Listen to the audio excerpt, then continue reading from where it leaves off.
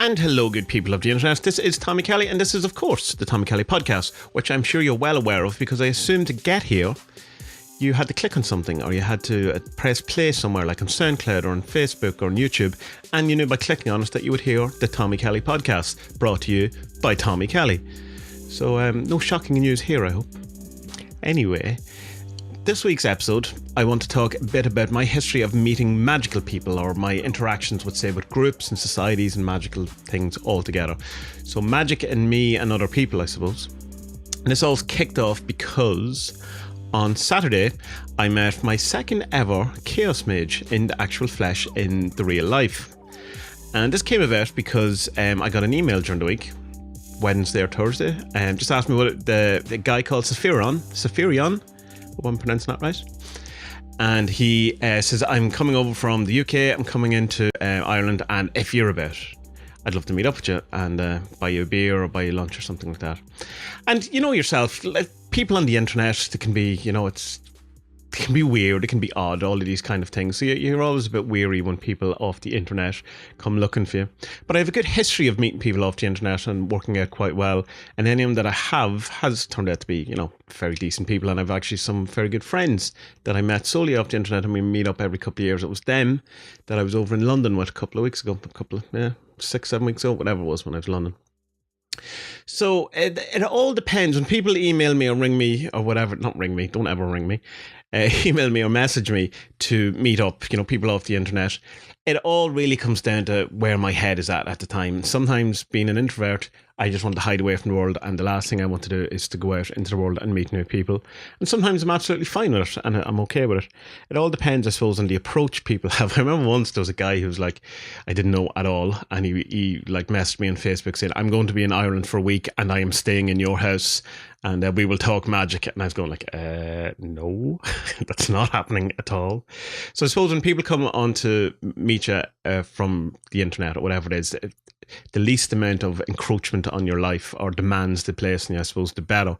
Whereas you just want to meet up and have a bit of crack, that's fine. But it's like, you know, don't come and ask, can I live in your house for a week? Because that's just not going to happen. I don't, you know, even people I like, I don't want in my house for a week. I have a low tolerance of people, and I'm aware that's my problem and not other people's problem. But is it a problem? It has been serving me quite well. So when I got this email from Saphirion, it got me in the right mood, and I happened to be that I would be in a town. I would be in Blackrock, where Vanessa was going to be doing her yoga at a certain time. So I was going to be out and about anyway. So it all kind of fell into place. So I met up with him, and he's him and his family, his 2 kids and his wife, and they're all lovely, wonderful people. And we had a great chat about magic, and about chaos magic in particular. And we talked a bit about his forthcoming book that he's writing on, which sounds awesome, which, you know, I'm looking forward to reading when it comes out. And it's just a general chat about things. It was interesting because I don't ever in real life talk about these things. And it's not like from a kind of hiding it or whatever. It's just because no one I know is into it. And as I've said before, 90% of the people I know in real life are atheists, and most of them, in a sense, militant atheists. Or at least there seems to be a thing where people can be atheists, absolutely devout atheists, if you'll pardon my expression, but are okay with, you know, having certain thoughts about the world that what you would seem wouldn't be congruent with an atheistic view, in that it seems to be they're atheists in that they don't like religion, but they'd be into, well, you know, I don't know, even things like UFOs or, you know, I don't know, some kind of supernatural things, whatever. And you would go, but I thought you were an atheist. And to some people, I think atheist just means they don't believe in the Christian God or any, you know, kind of religious God, if you want, like a Jewish God or the Islamic God or, you know, Buddha or whatever, even though he's not a God. And so I sometimes probably misunderstand people when they say that, because even the Saphirion, he would class himself as an atheist as well. And it's just when I hear that word, it kind of goes, oh, right, well, you're not, you know, obviously not going to be into magic. But and even though I've said on numerous occasions that you definitely don't need to be a theist by any means to be into chaos magic. In fact, you would probably be more as much agnostic about the whole thing as possible, would probably serve you the best, maybe. So long term, I don't talk to people out of it, particularly anyone who puts a kind of a view forward on any kind of spiritual thing is usually they're atheistic, or mostly kind of militant atheistic, or they are, you know, it's just not interested in any of it or find the whole thing foolish or stupid and, equate it with lack of intelligence and all of the things that is kind of, the opposite of science, where, if you don't believe in everything science or scientism demands of you, then it is, of course, it's due to your lack of intelligence rather than you have your own mind and don't just buy into the greater lie of society or of the world, or one of the lies. You make up your own lies. So when it comes to actually talking about things or whatever, like particularly chaos magic, I just don't get to do it. Occasionally, I've got to do it occasionally with some friends who are kind of interested in what I have to say, but aren't interested in chaos magic. So it's kind of me blabbing at them, trying to explain chaos magic without sounding like a complete weirdo, which I assume I fail to do, massively. So when we were in this coffee shop and we were sitting outside in the kind of the back of whatever, we were just very openly talking about magic and magic ideas and all that. It was quite refreshing, but also a bit weird in that this isn't something that's happened to me that often. The very first chaos mage or magician or whatever word you choose to identify as, I will not assume your identifier, Coyote, whatever, maybe, was Jo Sims from CMG, and I met her in London. And I was over in London that number of weeks ago that I talked to the podcast about, and I talked about meeting her as well. So I was trying to think, Jo would have to be the very first magic person I have met, chaos magic person I've met in real life. Everyone else I've met virtually or second-handly, if you want, through emails or whatever. So I thought I'd just go back through my kind of whole history of dealing with people or, having my interaction with magic, because I thought it might be interesting and it would be good to me kind of have that sorted out in my head in a way. So, as I talked about before, the very first kind of spiritual conversations or any kind of thing like that would have been when my Auntie Pat came over from London and would talk to my parents and me about, Theosophy, and she got me into Stuart Wilde and then Alice Bailey and this kind of stuff. And I won't go into that anymore because I've talked about that at length in a number of different podcasts or whatever.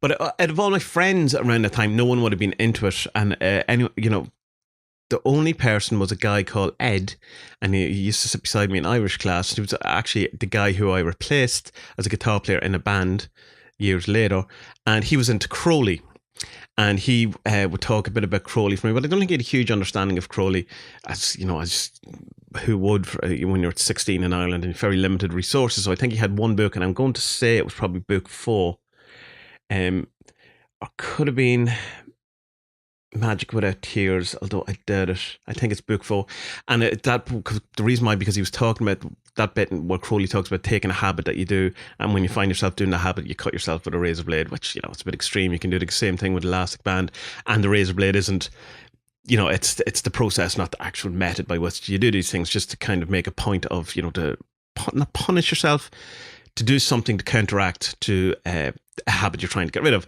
Years ago I did that to get rid of biting my nails, which I did up until my late, till I was about 27, and then I did the whole elastic band thing to stop myself, and now I don't bite my nails and haven't in well over a decade. Anyway, digressing. Ed talked to me a bit about Crowley and a bit of things like that, but it was either I didn't understand an awful lot of it, which I don't think, or else he didn't have a huge grasp on it, whatever. And I was always trying to get him to give me a lend of the book, and he wouldn't. And he came to Crowley through Jimmy Page, and because I was saying we were both guitarists, and Jimmy Page obviously had that whole Crowley thing. So I think the occult element of Ed's kind of world view or whatever was coming from his bigger musical view, but I don't want to speak from it, obviously, and it's over 20 years ago and haven't spoke to him in a long while. But so that was the first kind of where I would hear magic, and magic with a K, and heard of Aleister Crowley would have been through Ed, through Jimmy Page and that kind of thing. And I kind of got mixed up a bit in my head into Satanism as well at that point, because I had other friends who were into Satanism who also would mention Crowley or whatever, and I was more into that satanic metal kind of thing, and it just seemed all a bit weird, but I couldn't get enough knowledge on it, or I couldn't get any more further into it, so he didn't seem to have any more, and I couldn't get a lended book, and I couldn't find my own books on Crowley.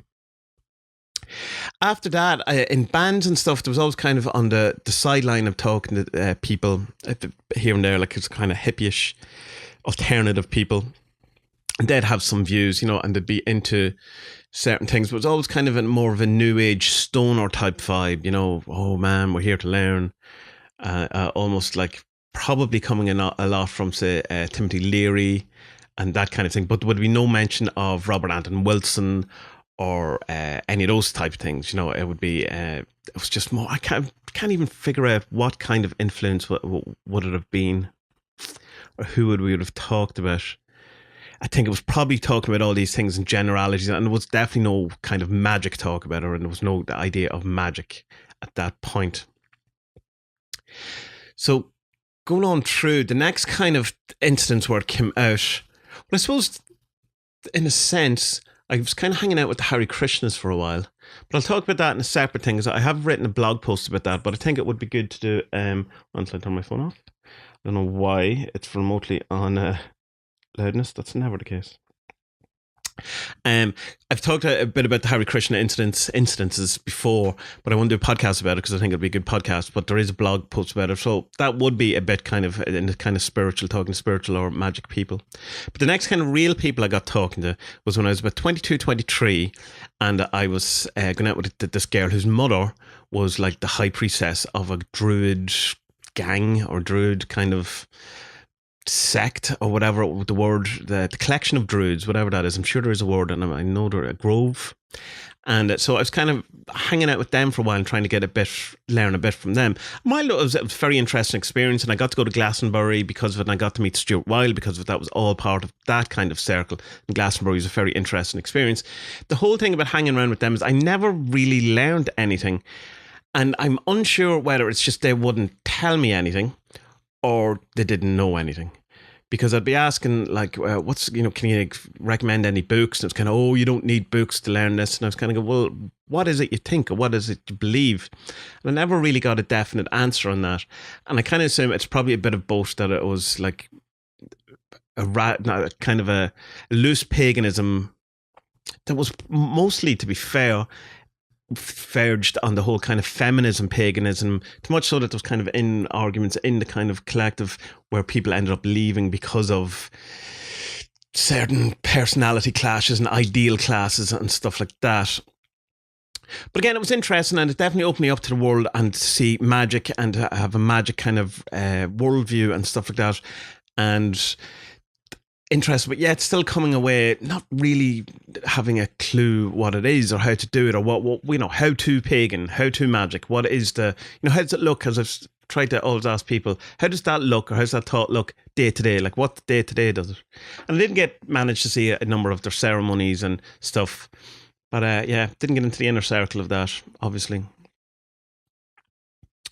The next thing was when I went to college, and when I went to college, it was in my mid-20s, and I did holistic health studies, and it was the first time this course was done in the college I was going. And it was more, actually, college is probably it's too high a word for it. It was more like a post-leaving cert course, but it was 2 years, and it was diplomas. It wasn't whatever, like FETAC. There was FETAC elements to it, but there was the actual diplomas, recognised by outside bodies, by ITEC or whatever.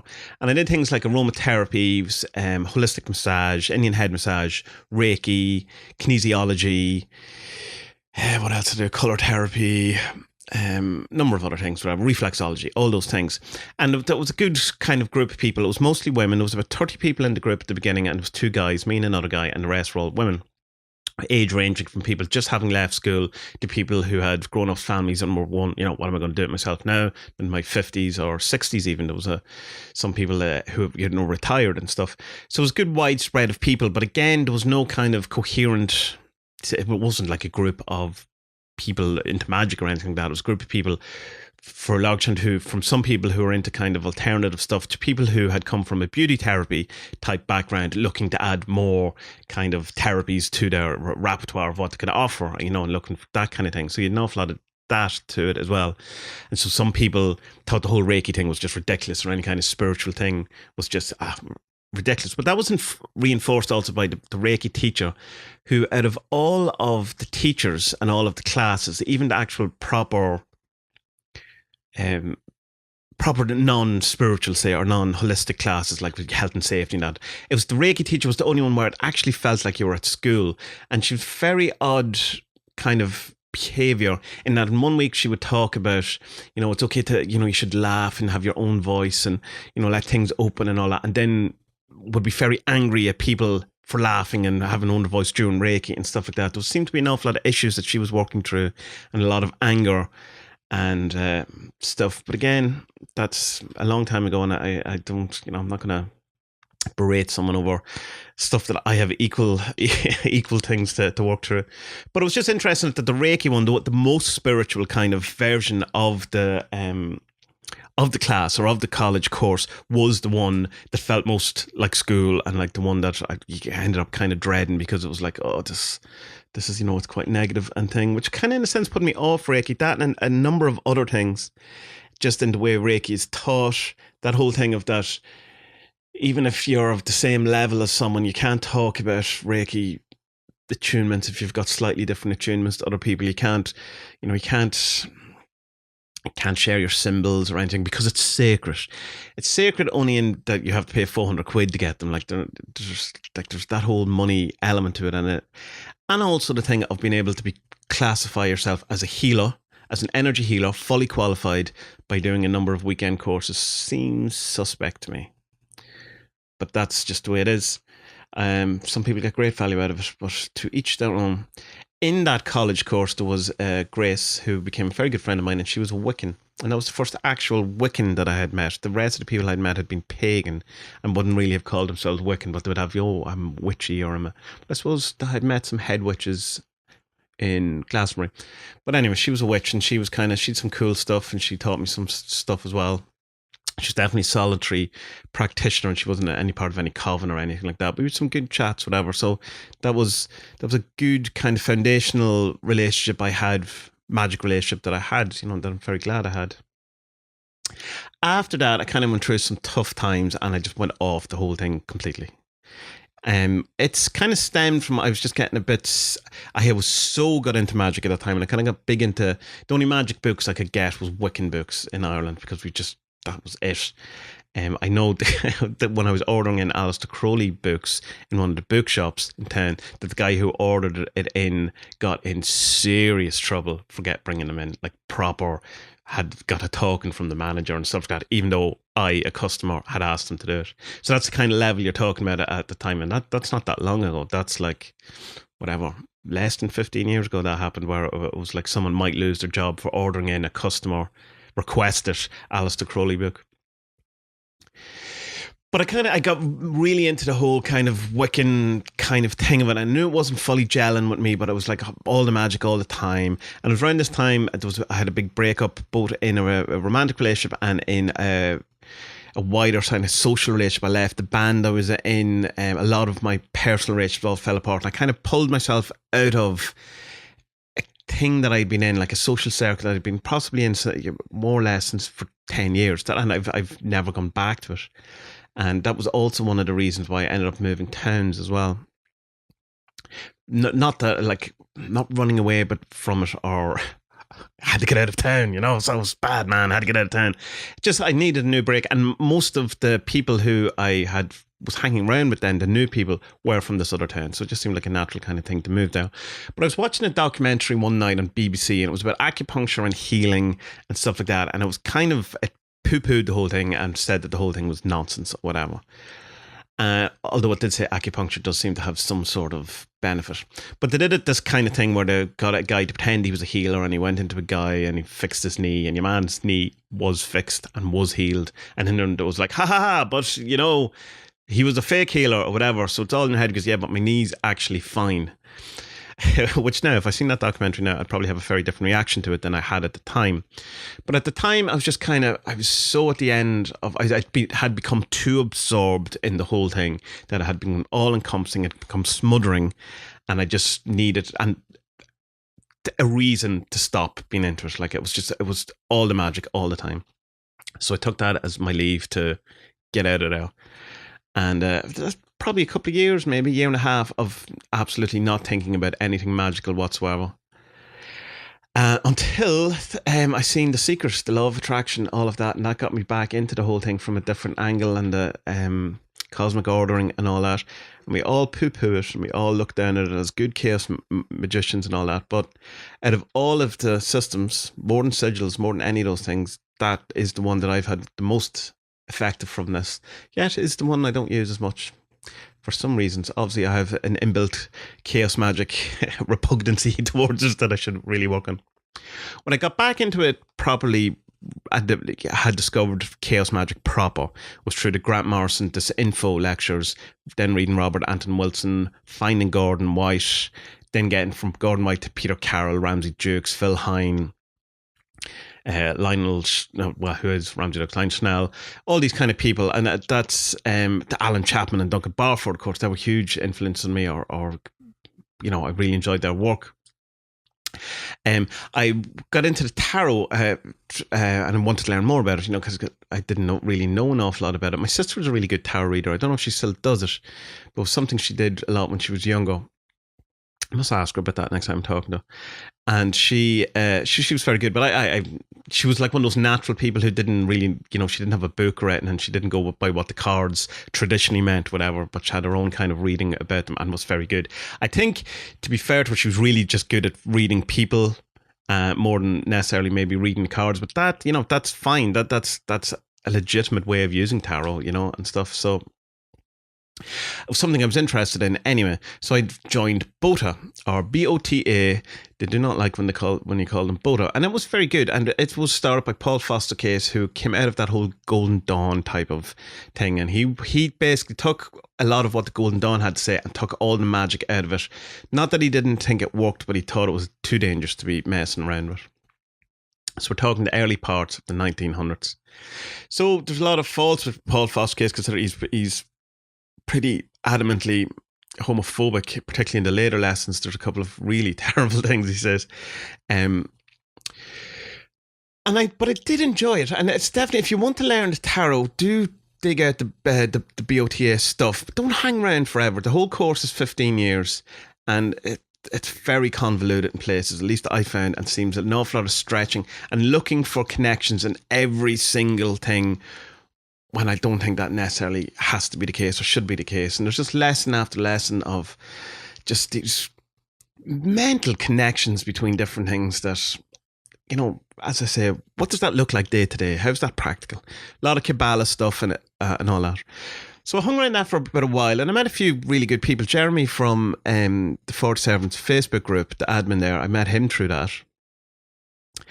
And a couple of other people on Facebook that I'm still friends with, good people. But the thing that really got me was I was in 2 BOTA groups. I was in a mailing list, which was very active, and I was in a Facebook group.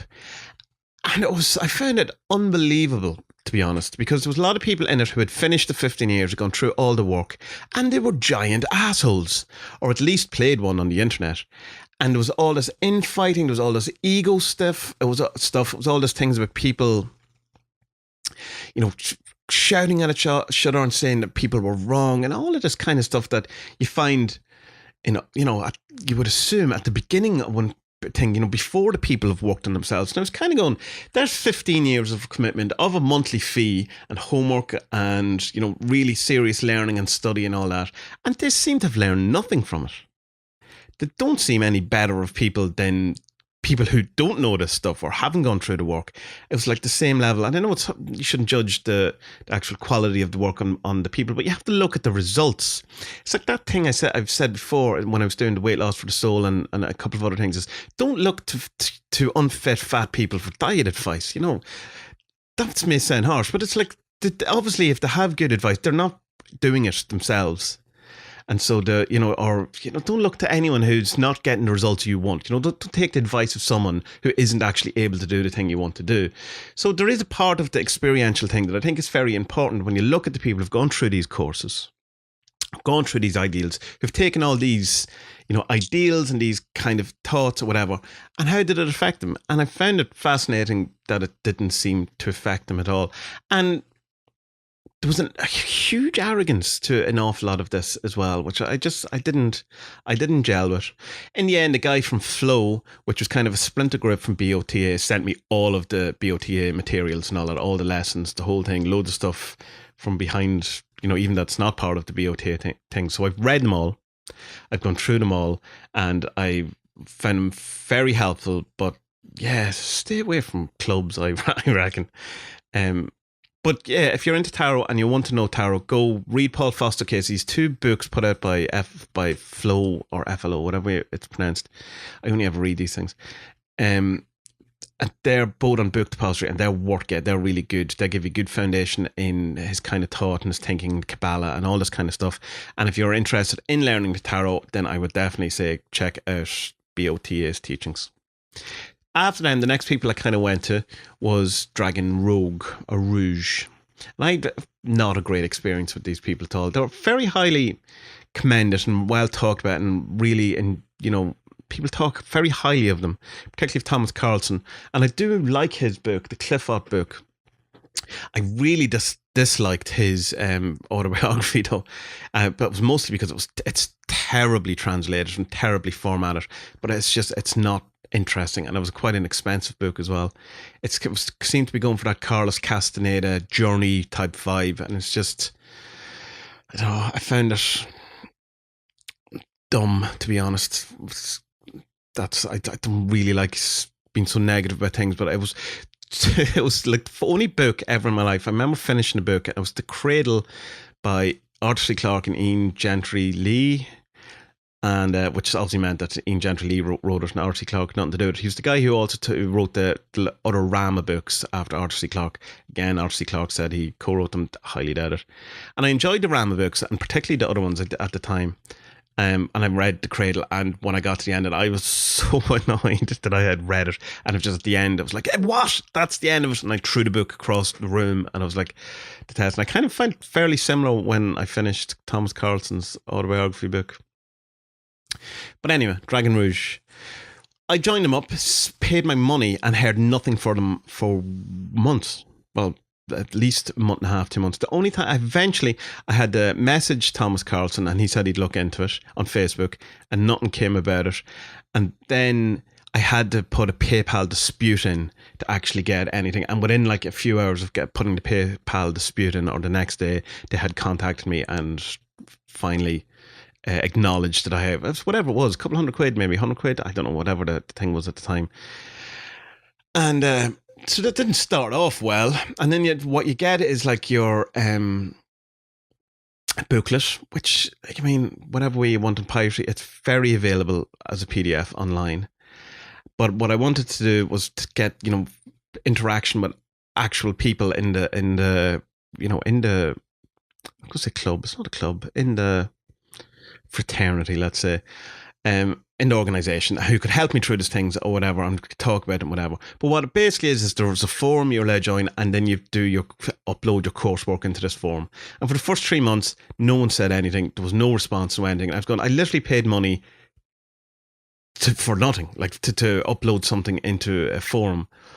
And what annoyed me more was that there was no one responding on the thing or giving me any kind of feedback. And most of the people who were on the forum were just other members. There was no one, new members. There was no one really in charge or was, trying to, in a teacher kind of capacity or anything like that. And then someone mentioned on Facebook something I had said as part of my coursework in the forum. And that really annoyed me. Because it's going like, this, I'm not going to be able to be open and honest about my coursework and all of that if some random dude on Facebook can see that and then mention it to me publicly. I really dislike that. So I sent him a message saying about it, and I got no response, obviously, at all from any of them. And then I stopped uploading my stuff to the forum, and instead I started putting it together. And at the end of the 6 months, or whatever it was, when there's six different parts, I sent in the final coursework, and it was kind of a response back saying, looking for something about the last month. And then I sent that in again, and then never heard from them again at all. That was the end of it. That was like a total waste of money, total waste of time. Just the organisation just doesn't seem to be there.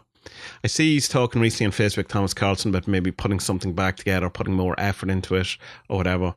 But at that time, which is 2 years ago maybe or whatever, it was a total rip-off. You got some printed paper, nicely bound, and no interaction, no follow-up.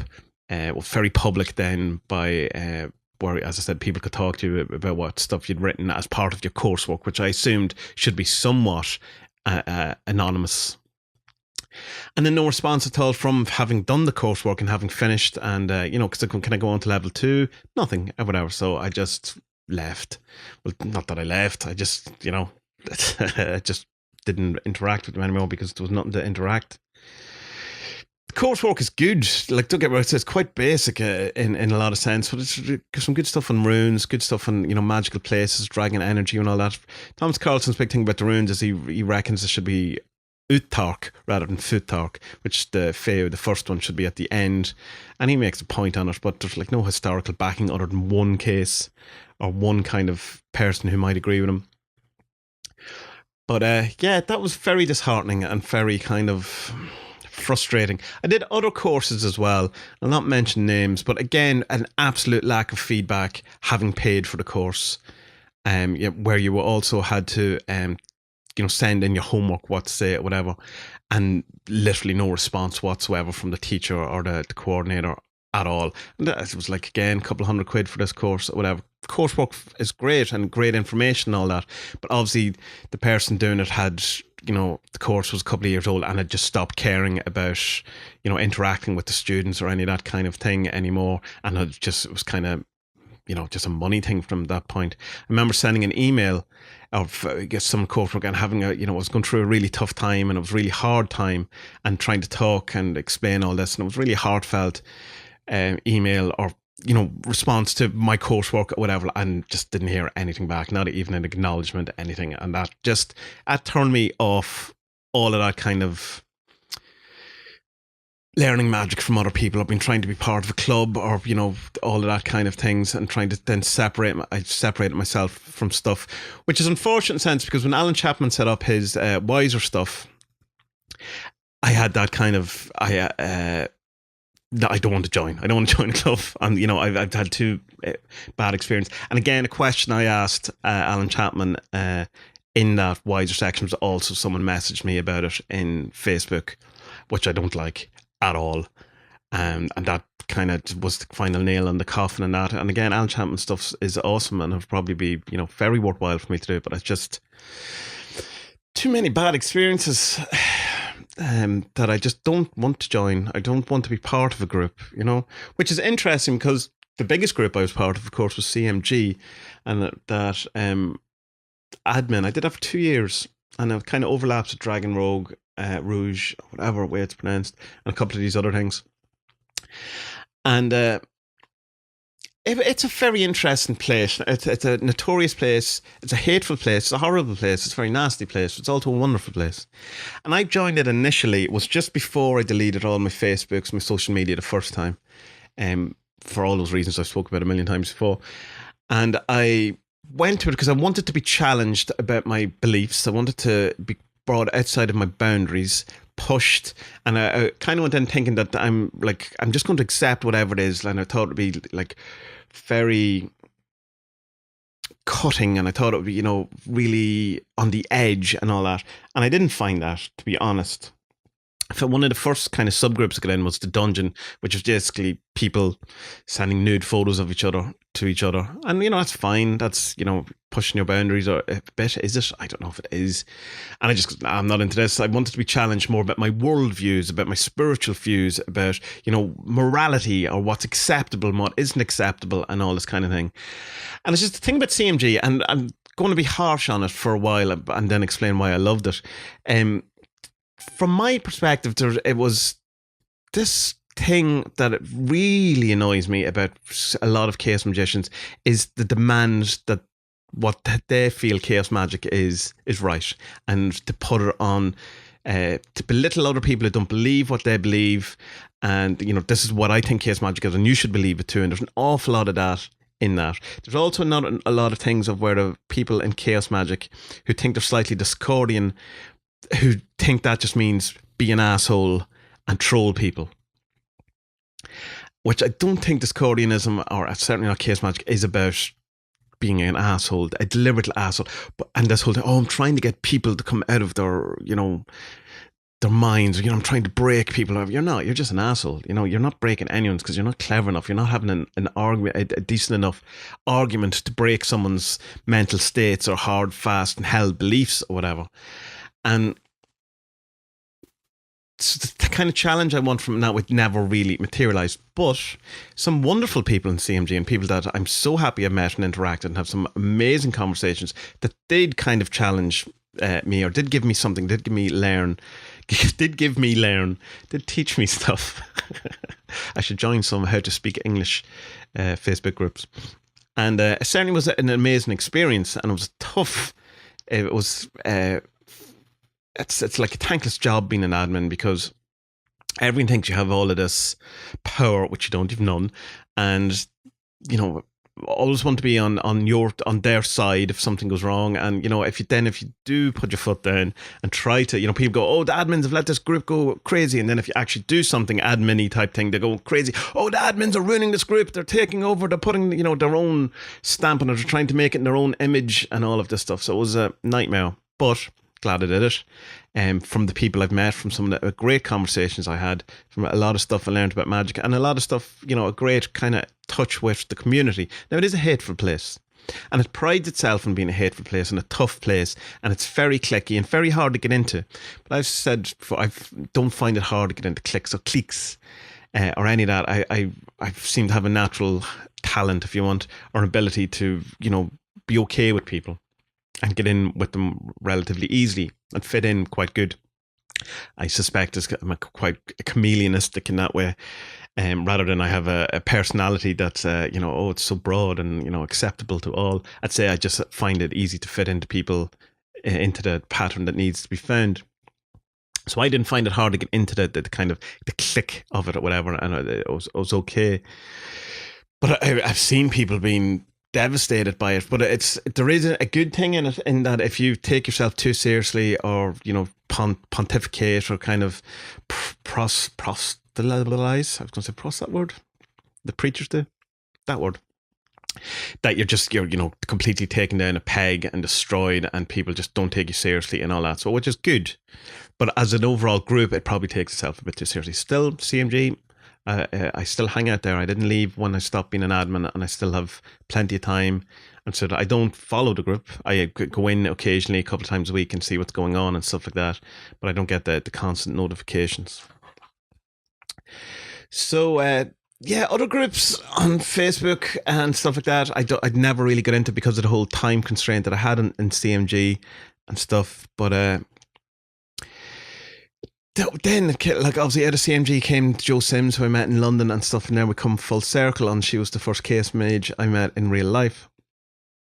So that's my meeting magical people and stuff like that. It's I don't know whether I would like to, like, say, live in a commune with loads of other magic people, or that I would like to have it as a part of my real life, bunny ears, real life. I don't know, in the way that I went to, say, the photography club every Thursday. I don't know if I would like to go to a Chaos Magic club every Thursday or something like that. Now, Alan Chapman and Duggan Barford talk about that a lot in their book, that they had this kind of a club and they did rituals together and stuff like that. And when I was reading that, I go, oh, that might be interesting, I might do that. But I don't know. But just seeing even how the photography club and how the ego goes, and how the, behind the scenes stuff that goes on, and all the kind of politics that goes with it, I can only imagine the nightmare it would be in a kind of magic group version of that. Like, I thought music was bad, and I thought that was, it was just that because you entertain, but it seems to be just, it's the core of humanity when more than two people hang out together and try to organise something, that there's just all these power battles and all this kind of stuff.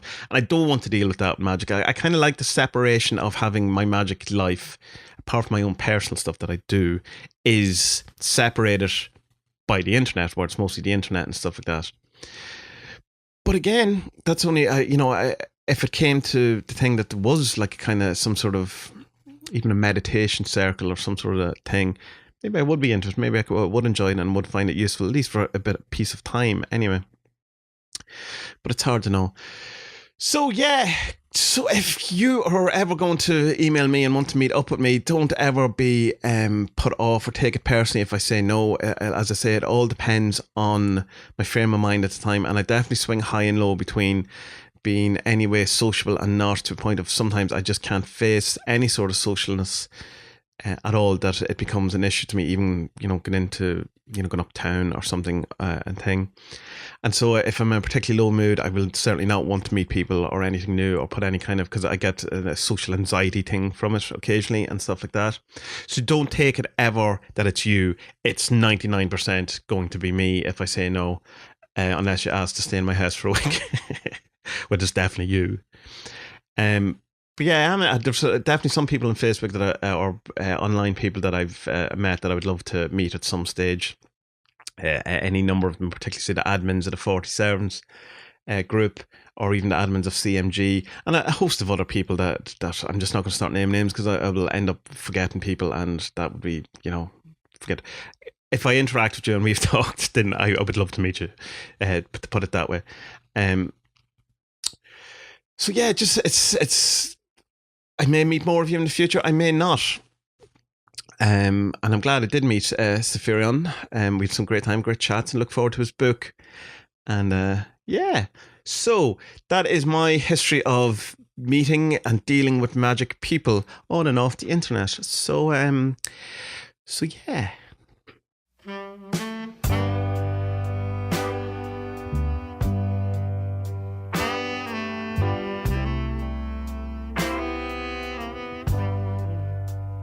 So that was another episode of the Tommy Kelly podcast, which is by far and scientifically proven to be the best magic and occult podcasts by a guy called Tommy Kelly, called the Tommy Kelly Podcast. So if you'd like to hear more of these episodes, then you can go to TommyKellyPodcast.com, and that'll bring you straight to the page on adventuresinwoo.com, which is the hub of all things, which has all the podcast information. It's TOMMIE, Kelly spelt with a Y, podcast spelt as all podcasts are spelt. So also on the adventuresinwoo.com, you will find links to the 47s, which is the magic and divination deck that I came up with. You can also look at the Grimoire. You can find all the information about the 47s, how to use them, how to buy them, how to, all of those things. Buy the deck, buy the book, or just work with them for free. All of the resources are there. You can also link to the YouTube channel, which I have some vlogs. I have some whole video course on the 47s, and all of that's there for free, obviously. The blog itself has loads of different places. There's an awful lot of my photography going up in that, because the byline of the blog is Chaos Magic and Art.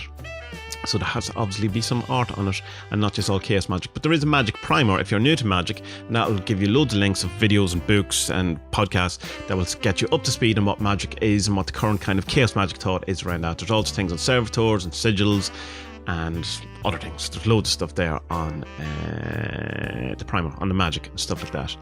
I'm on social media at Tommy Kelly on Twitter, at Tommy Kelly on Instagram, Tommy Kelly Artist on Facebook. There's a 47s Facebook group which is just about to hit 2,000 people, which is awesome. There's an Adventures in Woo Woo Facebook page which has about 20,000 likes, which is absolutely awesome. So go search them out if you want. And if you'd like to help me or support me or keep this thing going, then you can do so by sharing any of my stuff, by talking about these things. You could buy a book, maybe you could get the deck or whatever, or you could simply just like, share, talk, tell people about it. I really appreciate that, and it really does help. That is not just, oh, please like and share. Please like and share. That's why everyone says it on like your YouTubes and your podcasts, and to the point that it becomes a cliche now, because it really does help. If you'd like to actually give me some of your money, then I have a Patreon that you can get to from going to TommyKelly.com, TOMMIE, and in there you can just send me money to do so I can keep doing this, whatever, and in return you get some rewards. There's some books, there's some graphic novels, there's some meditative course we're doing called The Journey. There is flashcards. You get to see everything first. The podcast you get on a Monday, whereas everyone else gets on a Thursday, and you generally just help me out, and it's all cool. But, don't feel the need to have to do that, only if you desire to do that. So good people of the internet, may all the people you meet, magic or not, fill you with joy. May they teach you things that you didn't know. May they be interesting and tell you stories of wonderful times and keep you motivated and give you inspiration and fill you with joy and happiness and laughter. And may you all have a wonderful week, and I'll talk to you all next week. Be well.